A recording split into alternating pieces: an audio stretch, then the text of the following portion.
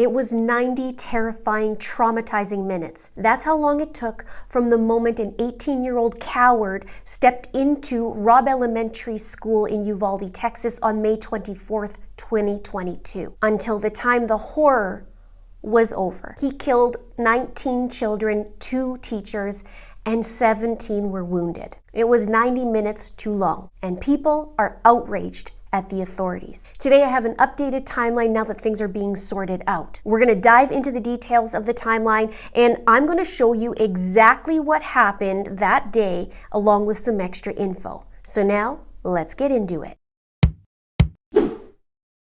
Let's dive right into the timeline of the case, but first I'm going to do just a little bit before that May 24th. I do have a few other videos on this case where one of them you can learn more about the 18-year-old coward / suspect, and you can also see a video where it talks about giving the person notoriety by calling him by his name versus the school shooter, and my thoughts and other people's thoughts on it. I do upload videos every single week. Hit the subscribe button and hit that notification bell so you don't miss out. As a side note, I'm going to be calling Salvador Ramos, the school shooter, the suspect throughout the video. Let's go right back to September 2021. The suspect actually asked his sister if she would help him purchase a gun. She said no. On February 28, 2022, there was an Instagram group chat where he discussed that he was a school shooter. It's important about the name, and you'll see in my other video. So the suspect turned 18 on May the 16th. The 17th, he bought a gun. The 20th, he also bought a gun. On May 18th, he went and bought some ammo. Now it says he bought 375 rounds of ammo, and he actually purchased 1,657 total rounds of ammo, and at least 315 were inside the school, and it said 142 of those were spent cartridges. 10 days before the shooting, he was in that Instagram group chat again with 4 people, and he said another 10 days. And another person says, "Are you going to shoot up a school or something?" His response was, "Just bought something right now. No, and stop asking dumb questions and you'll see." He had a friend he was speaking to the month of May, and she lived in Germany. She's 15 years old, and he talked to her through online apps. And so he told this friend that he received a package of ammo on Monday, May the 23rd. Now let's get to Tuesday, May 24th, when all hell broke loose. He calls that friend in Germany and tells her he loves her. At 11 o'clock, he sent 3 private Facebook messages. Number 1 was he was gonna shoot his grandma. Number 2, he did shoot his grandma. And number 3, he was going to shoot up in an elementary school. This was not visible to the public. Now at 11:15, he texts this girl in Germany and was complaining about grandma being on the phone with AT&T. About it, he says, "My phone, it's annoying." So between 11:15 and 11:21, he shoots his grandma in the face. An interesting note about his grandmother is she actually worked at Robb Elementary in the past. He texts this girl and says, "I just shot my grandma in her head. I'ma go shoot up an elementary school right now." So he leaves the house, he climbs into the truck that he doesn't own, and grandma comes out of the house and says to the neighbor, "Look what he did to me, he shot me." The neighbor calls 911, and it's a 4-minute drive to the school. At 11:27, 6 minutes after he texts that he shot his grandma, a door is propped open at the elementary school. Now, there's conflicting stories about this, but the teacher actually came forward and talked about this situation. It's also verified by video. She used a rock to prop open the door. It's one of those push handles, and she went into the parking lot to grab some food because it was just before lunch. She came back in, and before she was coming back in, she saw that at 11:28, there's a truck that crashes into a barricade. That's the suspect. And he crashes into a drainage ditch. So the teacher runs inside to go get a phone to call 911. As she's doing that, the suspect jumps out of the passenger side of the truck and has his AR-15 rifle with him and his bag. And a witness saw his bag on the side of the truck right beside it and took some pictures. Now, 2 witnesses at a funeral home right across the street sees this and starts heading towards the truck. But the 2 men suddenly realize that the suspect has a gun. So they turn and they run back towards the funeral home, and the suspect shoots at him, and one guy actually falls to the ground but is able to get back up and runs away. Now 2 minutes later at 11:30, the teacher who propped up the door comes back outside. She's on the phone and she realizes the suspect has a gun. She sees him throw his backpack over the fence, sees the gun, and then sees him hop over the fence, and he starts running toward her. So she quickly runs back inside. She removes the rock and then shuts the door strongly behind her. Now, she didn't know that the door didn't lock. And if you think about it, she was using the rock because she knew she couldn't get back in, so that thing should have locked, but it didn't. And now there's an investigation as to why it didn't. There's video footage that says that it's very clear that she removed the rock and slammed the door shut. There's been a lot of controversy over this. At that same time, at 11:30, there's another statement that says the U.S. Marshals received a call from Uvalde Police Department officer. There's also major controversy around the police not doing what they were supposed to. There's parents very angry and upsetting the whole entire community and the world at this point about what actually transpired. We'll get to that in a moment. One of the teachers who was killed spoke to her husband that day before she died, and he is a police officer, suggesting that the police and the authorities would have known what was going on very early on. So at 11:31, just a minute later, the suspect is in the parking lot and he's at the last row of vehicles. A resource officer speeds towards a teacher. He thought that teacher was the suspect, but goes by the actual suspect who's hunkering down near the vehicles. At this point, patrol vehicles are starting to arrive at the funeral home. And in initial reports, it said a resource officer arrived and was confronting the gunman, but that wasn't true, and it's been cleared up. It said that the school resource officer actually heard the 911 call, and that's where he drove to the school and passed the actual suspect. Then the suspect starts shooting at the school, and he makes his way around the building. By 11:32, there were multiple shots at the school. At 11:33, just 5 minutes after the crash, the suspect enters the school. He walks down the hallway, banging and kicking on at least one locked door. He moves toward room 111 and 112, which is actually connected by a doorway through their shared wall. The two teachers, Eva and Irma, were playing a movie for the kids to watch. It was so close, it was 2 days before summer break. So the suspect shoots into the rooms of 111 and 112, firing over 100 rounds. And as a side note, I heard reports that he was actually boasting about the type of bullet and gun that he was using prior to this day. And I had seen online that there were ballistic gels where you shoot the bullet in a ballistic gel. And from what I understand with this type of rifle and bullets, that the bullet isn't like a regular one where it just goes in. It actually explodes, so to speak, on impact.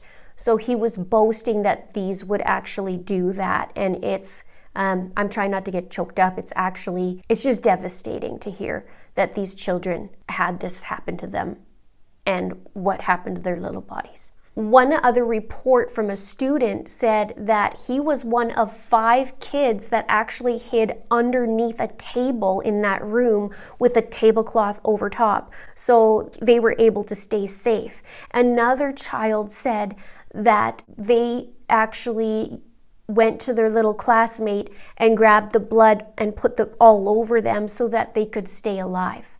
And one of the kids said that when the suspect went into the room, he kind of crouched a little bit and said, "It's time to die," and then looked at the teacher and said, "Good night." 2 minutes after this, 3 Uvalde police officers go into the school. They enter in the same door as what the suspect did. And another 3 officers and a county sheriff also follow. Now 7 officers are on scene. The first 3 go to the classroom, and 2 of them are grazed by bullets. And it was said it was a lieutenant and a sergeant. By 11:37, another 16 rounds are fired. 5 minutes after that, There's someone who's close to the teacher said that they received a text saying that there's an active shooter in the building. A minute later, which is 10 minutes after the suspect went into the school, a post was made on Facebook by Robb Elementary, and it said, Robb Elementary is under a lockdown status. Robb Elementary parents, please know at this time Robb Elementary is under a lockdown status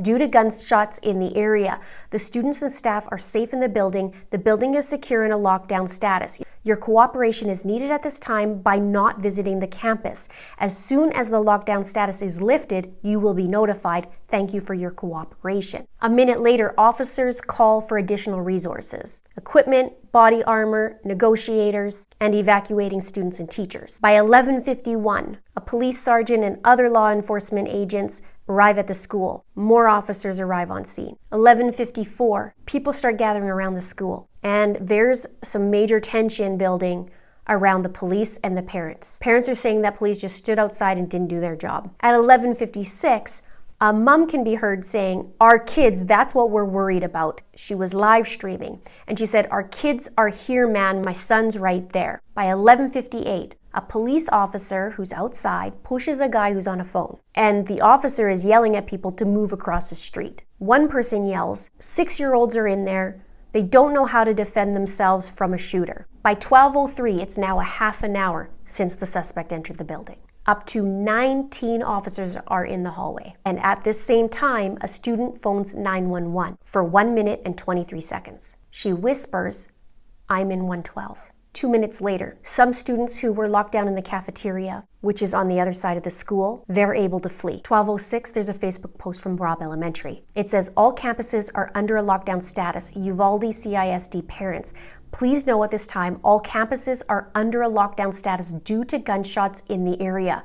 The students and staff are safe in the buildings. The buildings are secure in a lockdown status. Your cooperation is needed at this time by not visiting the campus. As soon as the lockdown status is lifted, you will be notified." And remember, that door never automatically locked. At this time also, some students were able to evacuate through a window. By 12:09, there's a helicopter flying overhead, and people are gathering in the nearby streets. 12:10, the student calls 911 again, now saying multiple people are dead. There's a first group of deputy marshals that now arrive on scene. They're from Del Rio, which is almost 70 miles away. 12:11, a police officer gets on a megaphone and says, "When the kids get moved, we're going to move them to the back of the funeral home. That's where we want y'all waiting at." 12:13, the girl calls 911 again. 12:15, members of the Border Patrol Tactical Unit arrives with shields. And when they arrived, the officer in charge already determined that this was a barricade situation. They waited and didn't breach the classroom until 40 minutes later. Now, it's now said that that was the wrong decision not to engage the suspect. And parents were saying they were willing to go inside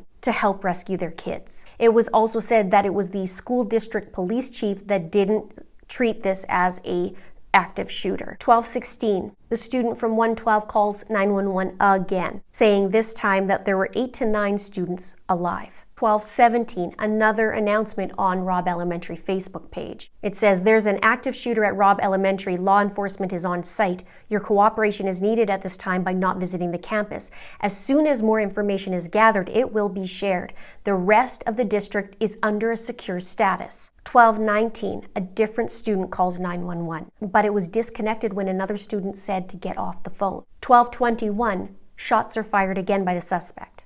And it was said that he's believed to be at one of the doors of that locked classroom. Law enforcement moves down the hallway, and 3 shots can be heard on that 911 call. But the doors are locked, and it could only be opened, from what they said, by a key, and they will have to get them from the janitor. 12:30 p.m., almost an hour after the suspect enters the building, there's another Facebook post by Robb Elementary. It says, "Reunification site for Robb students. Robb Elementary students are being transported to the John H. Harrell Auditorium for reunification. It will be under a secure status until all students are accounted for. Parents, please do not pick up students at this time. You will be notified to pick up students once all are accounted for." 12:35 p.m., it's now been an hour since some of the police entered the building.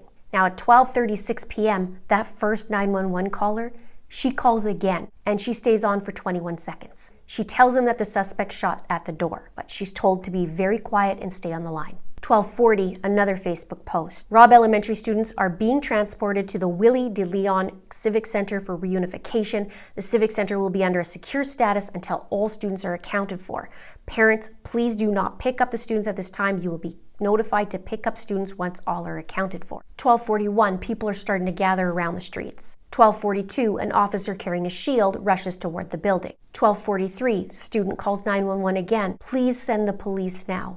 12:45, a man was filmed outside the school, and he said, I've seen like 20 parents, maybe more, crying, wanting to know what's happening to their kids because there's still kids in there, and then parents see that there's ambulances taking the beds in. 12:46 p.m., the 911 caller said that she could hear police next door. 12:47, calls 911 again and says, please send the police now. 12:50, the Border Patrol get keys from the janitor and open the locked door. They shoot 27 times and kill the suspect. At 12:51 p.m. during that 911 call, it was said that it sounded like the police were taking the kids and bringing them outside, and that the person that called 911 hung up the call after they got outside. At 12:58, it was said that it was radioed that the suspect was killed and it was over. One of the things I've read was that no one will be going back to that school, and they're looking for a new location. There are many, many children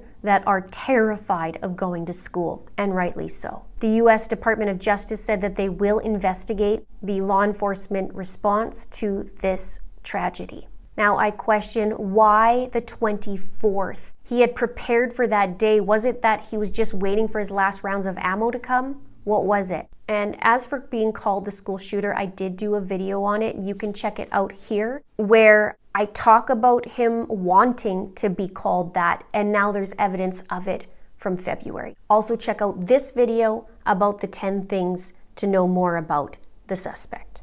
Thank you so much for watching. We'll see you soon.